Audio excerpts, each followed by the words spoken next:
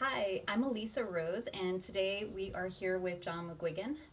Welcome, John. Thank Thanks you. for joining us. No, thanks for inviting me. Yeah. Um, John is an ex police officer. He has been training for 12 years professionally. He has a successful dog training and behavior consulting business. He provides seminars all over the world for dog owners and dog trainers, specializing in aggressive and reactive behavior. And he has two dogs, right? Yep. So you have Watson, who is a 6-year-old Kelpie mix, and Logan, who is a 5-year Yep, old thereabouts. American Bulldog. Yeah. Yeah, mix. Yeah. Um, John is also a crossover trainer. So, a crossover trainer, for those that don't know, is that generally refers to somebody that started off using primarily corrections in their training and then transitioned over to using primarily positive reinforcement. So, what we want to talk about today is John's journey in dog training and how he crossed over from corrections to positive reinforcement. All right, so the first thing that I want to ask you is to tell us a little bit about your mindset when you were using corrections in dog training. Okay. So, like, how old were you, or? So I got my first dog in 2001. So I've been 28, 27, 28. And uh, I didn't know very much about it. So other than didn't have a dog growing up, I would see people using their dogs, working with their dogs and using choke chains. And that's basically just how I thought it was done. Yeah. And also being my own philosophy on life at that time was about if somebody is doing something wrong, they get told that they're doing it wrong, and there's a penalty for it. So they need to know that they've done it wrong in order that they can change their behaviour and do it a different way. Yeah, so that was basically my kind of mindset. With my first two dogs, so I had Bosco, who was a dog to Bordeaux, and then about a year or so later we got Kitty, who was a Neapolitan Mastiff. And it was, I would say that I hardly used any positive reinforcement with them. I mean, it was so rare. Hardly petted them, never gave them a treat for doing anything right. Didn't play with, so I wouldn't play tug with them when they came back. Basically just. And a lot of it was the kind of pack leader mentality. So you need to show the dog that you're the boss, and the dog should do it because you tell them to do it. Yeah. You know. What were your primary goals with them? Like, were there specific behavior issues that you were concerned with, or was it primarily just this is how you set the ground rules? Yeah, pretty much. Yeah. But then looking back on it with the knowledge that I have now, I trained my dogs phenomenally well to be reactive and aggressive towards other dogs Right. through using this type of training. Yeah. Which is why I'm so vocal about not training this way now. Yeah. The Bosco going through adolescence, being a young male dog, bully breed, mastiff type. He just liked getting into a bit of a scrap with another dog, and I would then correct him. Then I would correct him for the very, very first thought or reaction to the dog. Yeah. Um, And so was that using a prong collar, or? a choke chain initially, and then I moved on to a prong collar. Okay. And Kitty she was just he was, to put labels on him, I would say he's quite a hard dog, so he could physically hard, so the corrections didn't seem to bother him, so he wouldn't shy away or yelp or come to cower or anything like this. He would just kind of take them. Yeah. But Kitty was, I mean, the first time that I corrected her on a collar when she was a puppy. I mean, she was like 12 weeks at the time, and it was like her world had ended. Yeah. Didn't like you raising your voice to her. Didn't like harsh movement. No collar corrections. She just pancaked on the floor, and it would be like this. So that was probably my first inclination that there was something wrong with it, but it still didn't change what Right. it did. Right. So do you feel Bosco was reactive with dogs, you were trying to use a prong collar, or at first a choke chain and then a prong collar to correct that behavior. So do you feel that it was effective? Do you feel like No. No. No, in a words, no. And I actually think that it started. Okay. Yeah, I think we were just talking about that. Hold on. I can find an easy cut point. You can ask that question Okay, again. cool. Just give me 1 second. I don't know why we're getting so much interference. It's not my microphone, is it? I don't think so.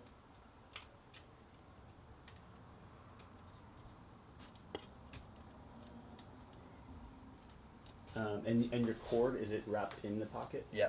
Let the cord hang behind you if you could. Okay. And in fact, Yeah. just the I'll pack stick- itself, you can put it on the ground or on the chair. Yeah. I mean, I think it could be because that Yeah, it's- that thing kind of moves sometimes, and it Yeah, gets okay. some interference. You can just put it down on the chair Oh. itself. It's all good. Yeah. So if you want to start with that question you just asked again, Yeah. and Okay. that when we roll. Okay. It was Was it effective? was it effective? Yeah. Cool. All right. Stand by for 1 more second.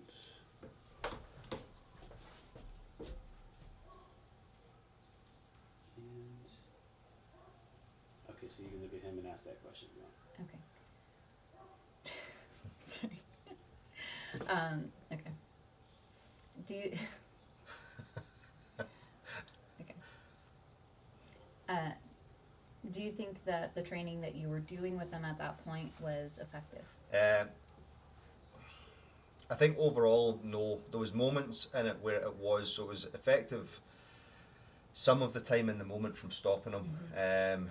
But looking back on it, I think that was the cause of Kitty's aggression towards other dogs, because the other dog approach was a predictor that I was now going to start acting like a maniac Right. towards him. And then when the other dog left, I stopped acting harshly. Yeah. So the status quo is kind of resumes, and so she would then start reacting to the other dogs. And I always walked the two of them together. So she weighed 66 kilos, which is like 140, 145 pounds or Wow. something. And he was round about 50 kilos, so that's 110, Wow. you know, so it was a lot of dog. Yeah. And yeah, so she actually became more problematic than he was. Yeah. And because he was actually a really confident dog. He was really cool. He played well with other dogs when he played. Was really robust, not particularly fearful or anything, but she was just a more insecure dog. Yeah. You know. So short term, it seemed to create kind of like a fix. Yeah. Long term, it seemed to exacerbate Yeah. some of these issues. How do you feel that training affected your overall relationships with them? So I was going through a whole bunch of stuff with kind of personal stuff at the time, and when I again looking back, you know what we know now versus what we knew then, and I stopped them from being dogs. So they had very little relationship with each other because I didn't allow them to play because it was too noisy in the house, and they Yeah. were big, and we had young kids. Mm-hmm. And so we would then put them outside. As soon as we put them outside, they would stop playing because they wanted to be with us, Right. and so on and so on. So when I look back at it now and I think about how much Logan and Watson solicit our attention in the house, Mhm. you know, and will come up and want petted and want to be stroked and want to play. Yeah. That was non-existent with my dogs. They just left me. They basically were kind of housemates. Yeah. You know, they lived in the house, I lived in the house, I provided food for them, and I took them out for walks, and Right. that was it was, yeah, not a good life for Yeah. them. Yeah. What was the pivotal moment for you where maybe you first learned about positive reinforcement training, or you first kind of realized that there was some potential there to incorporate this into your relationship with your dogs? Yeah. So my partner she had trained she had a little lurcher before, and she'd trained her own dog using positive reinforcement training, and she'd been trying repeatedly to suggest a different way, but because no, this is the way that I do it. Yeah. You know, this is, you know, and you know yourself when Yeah. your partners or your spouse is like the worst person to be giving you advice. You need Yeah. an outside influence. Yeah. So she had put me to a behaviourist locally, and I had a mixed experience with this behaviourist, but generally what happened was we went back, and I was really resistant to it. Now I've got a bachelor's degree in immunology and microbiology. I came from a scientific background, Yeah. and we'd done a little bit of biology and a little bit of psychology as well in high school and stuff. And she was explaining to me, you know, going through the whole process, and she said, eventually I said to her, all right, so it's kind of like Pavlov's dogs, and she says it's not kind of like Pavlov's dogs, it is Pavlov's dogs. She says that's what I'm asking you to do. That's the process that you've gone through, and that was it was like a kind of road to Damascus moment. It was like the skies opened up, and and then it was so clear. I was okay, right. I completely understand why we shouldn't be using corrections now. Right. You know, and probably from then on, within, I would say probably within 3 months, I pretty much stopped physically correcting her. He died quite quickly after it. He died a couple of months later. He had heart failure. Yeah. So I really only had the opportunity to do this work with Kitty. Okay. And I think I was not using physical corrections almost immediately or within a couple of weeks, and I think it was 6 months before I stopped using verbal corrections That's as well. incredible. Yeah. Wow. That's cool. Yeah, and it was a real sticking point. It was really it was real resistance. And then there was a guy that I worked with who was a cop, and Andy was this. And I've known Andy since I was 19. He actually I got mugged when I was 19, and Andy was the investigating officer. Okay. So a huge big rugby player, and he'd got a new puppy, and he had Paul Owen's book, and I was speaking to him about it, and he said we're just chatting, and he said I said, what does he say about corrections? And he says he doesn't say anything about them. And I said, how does that work? And he says, I don't know. Yeah. You know, he says just follow what it says in the book. Yeah. He says, and he had glorious. And because Paul Owens is such an awesome human being and has written these 2 phenomenal books, Andy just followed it, and he said, but it works. Yeah. You know, Yeah. and That's cool. yeah, and then if looking at this kind of big city rugby player detective, if he can do this to his dog, then I'm like, yeah, okay, I can do that as well. Yeah. You know, Yeah. so. That's cool. So the scientific link, Yeah. and then also just seeing others practicing it and, Yeah. and being inspired by that. How do you feel that positive reinforcement training influenced your relationship with Kitty and then also with your current dogs? So with Kitty, we basically what I did was, and I had no clue what I was doing. It was they basically said, see a dog, provide chicken. That was it. Yeah. So they'd explained it almost from they had explained it from a purely classical conditioning approach. So making that association, dogs mean chicken, dogs mean chicken. But then you're also getting those other behaviours that she's disengaging from the dog, she's eating the food, so she started to relax. And then about 7 to 9 months after we had started this process, I was at the park, and she met a young border collie who was about a year old, and went up and did a tentative introduction, and she played out. And I hadn't seen that in years, Awesome. and I was like, okay, you Yeah. know. So she's starting to recover from the hard time that I'd given her. So really joyous moment, and she played about. I let her off the leash, and they just ran around. That's you know, really cool. yeah, Yeah. really nice. And that was then happening. That happened repeatedly over the next year or so. You know, she would see dogs at the park. I knew she was going to be cool, and she would just go and play with them. Really nice stuff. And still occasionally she would have a little bit of a spat with another dog, but well within normal range of dog behaviour, and the level of aggression was tiny. Yeah. You know, so lots of the stuff she would do, she would roll another dog. So she would barrel forward, hit the dog with her chest, and roll the dog and hold it down. So just kind of obnoxious social stuff, Yeah. you know, rather than proper aggression, you know. Yeah. But that was rare and got rarer and rarer. Yeah. So All right. That's really cool. So Yeah. just seeing some of those healthier yeah, behaviors coming through. How do you feel that positive reinforcement has affected you in other ways? Do you feel like it's kind of carried over into other areas of your life? yeah. It coincided with when I started learning this stuff. I'd been in uniform in a really rough area of the city where everything was about, again, it's just guy stuff. Guys in their in their late teens and in their 20s, and hopefully we start maturing when we're in our 30s. Many of us not until we're in our 40s, and even then, still lots of us still don't.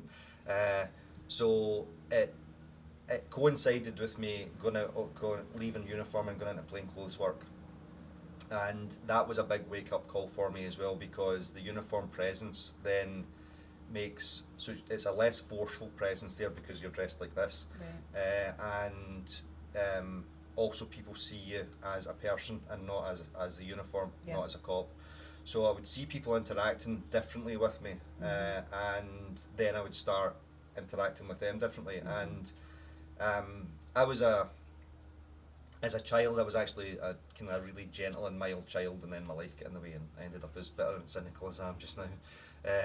But it helped me get back to some of that, you know. And I remember one night going to a house, and we were arresting a guy on a warrant, and he wasn't happy, you know. He was just not happy about that he was going to jail. And I made a compliment. He was a recovering heroin addict, and I complimented him on his flat, on the decor of his flat. And at first I think he thought I was being belligerent, you know. And I said to him, no, it's really nice. I said, did you do this yourself? And he says, I did most of it. And I said, you made a cracking job of it.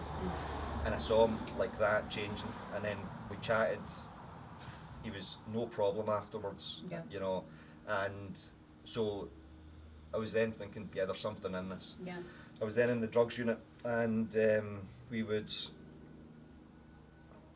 you would do a drugs raid, but then you would have to talk to the person. So if you found drugs on them, you'd then have to interview them. Right. So there's no point. You go in and you'd be forceful in order for the safety part of it, so that nobody's getting injured. But then once the guy's in handcuffs, that's it, done. Yeah. You then have to go in and interview him. So you need to not be nice to him, but you need to at least be personable to him, so Right. that he'll talk to you and you can get your job done. But if you Right. go in like a total hard ass, he's not going to talk to you, you Yeah. know. So you would be charming and funny and get him a cup of tea, and some of the guys had a real problem with that because he's a scumbag, he's a drug dealer. Yeah. I get it, he is. Yeah. You know, but we've got a job to do. Yeah. And the objective is to get him to admit that he's dealing drugs. Yeah. You know, and if we have to be nice to him to do that, we go home. Right. You know, we win by locking him up. Yeah. You know, but it's like, no, we need to win it every single. We are Right. winning. Yeah. The objective is complete. Yeah. So it changed my attitude towards work. Then I changed team, and the role that I had was challenging, and I was then top punitively going into that team, but then became more senior in the team, and we had a good bunch of guys, and we decided when the new guys come in, we're actually going to teach them, you That's know. cool. So if you don't know what to do, we're going to show you how to do it, we're going to remind you how to do it, and we're going to help you out, Right. and we're going to recognise that you're doing the best that you can, Yeah. you know. So it's almost like multi-layered, Yeah. right? So you're changing. It's affecting the way that you're interacting with the people that you're interviewing, Mhm. right? It's affecting your relationship with your coworkers, Yeah. right? And so it's all based on finding that connection and improving communication. Yeah. Yeah. Yeah. And then with my kids are now 17 and 19, and I wish I'd have known when they were tiny what I know now. Yeah. But since I started learning this stuff, they cannot remember me raising my voice to them.